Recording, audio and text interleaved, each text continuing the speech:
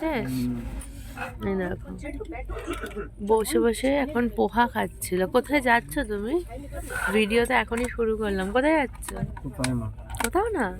ওকে। আর কি করবো, ট্রেনের ভিডিও তো সেভাবে করে লুক দিচ্ছে দেখো, সেভাবে তার ভিডিও করা হচ্ছে না। তো এখন আমরা আছি হচ্ছে টাটানগর ঢুকছে। যেখানে ঢোকার কথা ছিল হাওড়া 12:30, সেখানে এখন দেখাচ্ছে 7টা। আর আমাদের আরএসি সিট, এই যে দুজন মিলে একটা সিটে। যাই হোক, একজনের দয়াতে, ঠিক আছে, মানে তাদের হাওড়া পর্যন্ত যাওয়ার কথা ছিল কিন্তু একজন নেমে গেছে আর কি। তো সেই কারণে একটা সিট পাওয়া গেছে, নাহলে ওঠার পরে আমরা দুজনেই একটা সিটেই ঘুমিয়েছিলাম। এই একটা সাইড লোয়ার দুজন মিলে, একটা দুই মোটা মিলে বসেছিলাম। দেখো এখন চারিদিকে পর্দা দিয়ে ঢেকে রেখেছি। এখন হচ্ছে টাটানগর থেকে হ্যাঁ তো বললাম তো আরএসি কি জানি না আমি আরএসির ফুল ফর্ম কি, আমাকে এখন শেখাবে। তো যাই হোক, চলো এখন খাবার আসবে। টাটানগর থেকে খাবার অর্ডার করা হয়েছে। টাটানগর ঢুকলে খাবার দিয়ে যাবে আর খাবো। খেয়ে তারপর অপেক্ষা করবো কখন হাওড়া যাবো। হঠাৎ করেই কলকাতায় আসা জন্য আমরা যখন আগে কলকাতায় আসি আগে থেকে টিকিট কাটা থাকে, মানে টাইমে কেটে নিই, কনফার্ম হয়েছে। কিন্তু এবার যেহেতু হঠাৎ করে আর কি আরএসিতেই আসলাম। যাই হোক, ওয়েটিং যে ছিল না তাই অনেক ভাগ্য ভালো, তাই না? আরএসি হয়েছে তাও ভালো, ট্রেনে তো উঠতে পেরেছি। চলো খাবার দাবার আসুক, খেয়ে দিয়ে যাবো বাড়িতে। মোটা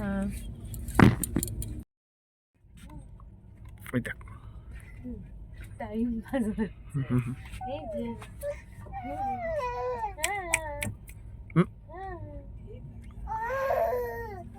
বসো। এইবারে মানে খিদে পেয়েছে, বুঝলো তো, মনে হচ্ছে। হ্যাঁ বসলে এখন আর থাকছে না, ওকে নিয়ে ঘুরু ঘুরু করতে হবে, ঘুরু ঘুরু করতে হবে ওকে নিয়ে। কে আন্টি? আন্টি আর সময় কাটছে না, আর সময় কাটছে না, আর ভালো লাগছে না। এখন মানে যেখানে দুপুর 12:30 নামার টাইম ছিল, সেখানে এখন 7টা, মানে 7:30 দেখাচ্ছে হাওড়ায়। মানে দুপুর 12:30 থেকে সন্ধ্যা 7:30 হয়ে গেল। ভালো লাগছে না, কখন নামবো। আবার ঘরে গিয়ে যে আরাম করবো তার উপায় নেই।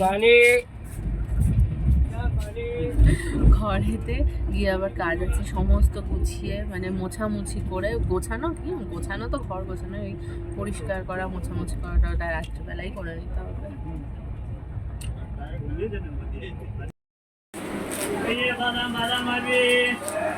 এক্সপ্রেস থেকে নেমে এখন লোকাল, তাই না? লোকাল ট্রেনে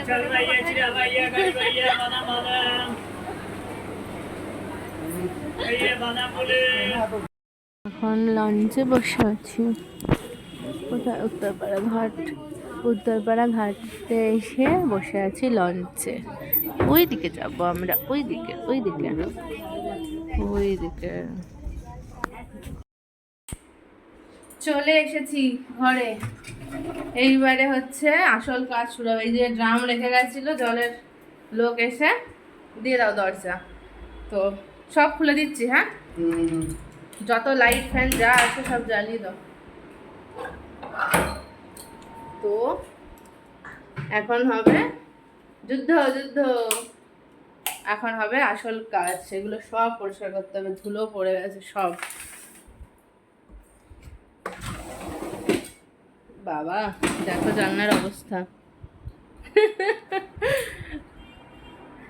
খাটনি আর খায়। ওই বাইরেটা অবশ্য পরিষ্কার না করলেও হবে এখন আপাতত।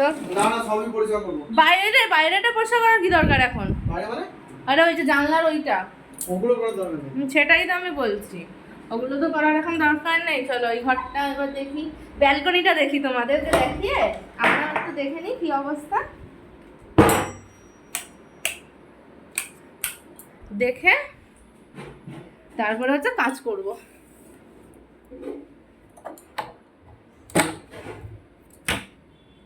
ও আগের বারের থেকে কম, বুঝলে তো, আগের বারের থেকে কম। কি পড়ে আছে গো ওটা?